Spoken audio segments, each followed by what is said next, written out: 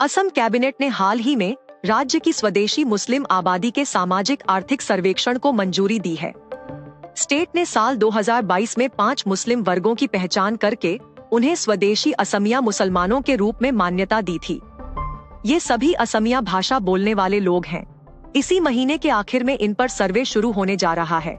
दूसरी तरफ एक और समुदाय है जो मियां मुसलमान कहलाते हैं और बांग्ला भाषी हैं, लेकिन इन्हें देसी मुसलमानों की तरह नहीं देखा जा रहा। आइए जानते हैं कौन है मियां मुसलमान, जिन्हें लेकर विवाद की स्थिति है। असम में मुस्लिम आबादी काफी है। इसे लेकर राज्य में अक्सर विवाद भी होता रहा है। अलग अलग समय पर सरकारें आरोप लगाती रहीं कि बॉर्डर होने के कारण असम में पड़ोसी देशों से मुस्लिम आ रहे हैं। वैसे भारत में उनकी घुसपैठ की शुरुआत 60 के दशक से ही हो चुकी थी, जब पाकिस्तान से टूटकर बांग्लादेश बना भी नहीं था। पूर्वी पाकिस्तान के इन लोगों का आरोप था कि सरकार उनसे भेदभाव कर रही है। हर तरह से त्रस्त लोग भागकर भारत आने लगे। शुरुआत में इन पर कोई सख्ती नहीं हुई। माना जा रहा था कि बांग्लादेश बनने के बाद वे वापस लौट जाएंगे, लेकिन ऐसा नहीं हुआ, बल्कि ये घुसपैठ अब तक जारी है। 1.5 साल पहले हिमंत बिस्वा सरकार ने एक फिल्टर लगाने की बात की ताकि भारतीय मुस्लिमों को बाहरी से अलग किया जा सके। इसमें एक वर्ग वो था जो असम की भाषा बोलने और उसी तरह का कल्चर फॉलो करने वाला था। माना गया कि ये स्वदेशी या देसी बिरादरी है। इनमें गोरिया, मोरिया, जोलाह, देसी और सैयद समुदाय हैं। ये सभी लोग भौगोलिक स्थिति के आधार पर पहचाने जा रहे हैं।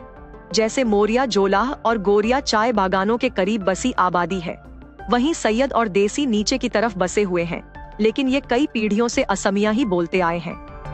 मौजूदा सरकार का मानना है कि ये लोग असम के मूल निवासियों में से हैं और बांग्लादेश से इनका कोई संबंध नहीं है। माना जाता है कि ये समुदाय 13वीं से 17वीं शताब्दी के मध्य इस्लाम में परिवर्तित हुआ था और इनकी संस्कृति हिंदुओं से मिलती जुलती है। ब्रिटिश काल में असम के पहले प्राइम मिनिस्टर सैयद मोहम्मद सादुल्ला उन्हें छोटा नागपुर से लेकर आए थे। ट्री गार्डन में काम करने वाले जोलाह हो गए, जबकि सूफी संतों को मानने वाले सैयद कहलाने लगे। फिलहाल जिस मियां समुदाय पर विवाद है वो अच्छा खासा वोट बैंक है। ये निचले असम या ब्रह्मपुत्र तट पर बसा हुआ है। यही वो वर्ग है जो निशाने पर है। राज्य की कुल आबादी में केवल 40% ही पहले से यहाँ रहते मुस्लिम वर्ग का है, जबकि 60% कथित तौर पर मियां मुस्लिमों का है, जो बाद में यहाँ आए। ये बंगाली बोलते हैं और राजनैतिक तौर पर काफी मुखर रहे हैं। हालांकि दोनों वर्गों के बीच संघर्ष के हालात बन रहे हैं। असमिया बोलने वाला वर्ग मानता है कि वे मूल निवासी होने के बाद पिछड़े रह गए, जबकि मियां मुस्लिम भी खुद को पीढ़ियों से यहीं रहता बताते हैं। 5 सब कैटेगरी बनाने के लिए राज्य सरकार ने कई सब कमेटी बनाई। इनकी जांच और सिफारिश के आधार पर समुदाय को देसी और बाहरी माना गया। सर्वेक्षण की कमान अल्पसंख्यक आयोग के पास होगी।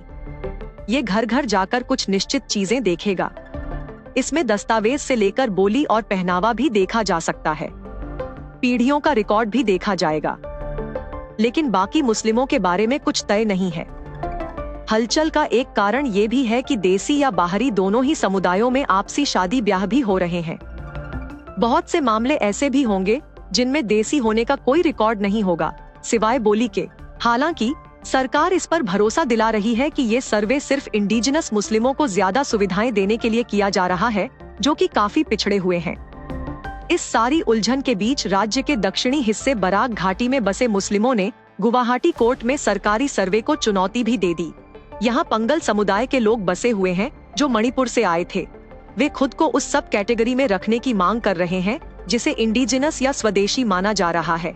आपको ये स्टोरी कैसी लगी, हमें कमेंट सेक्शन में जरूर बताएं। ऐसी ही स्टोरीज और अपडेट्स पाने के लिए सब्सक्राइब करें आज तक AI।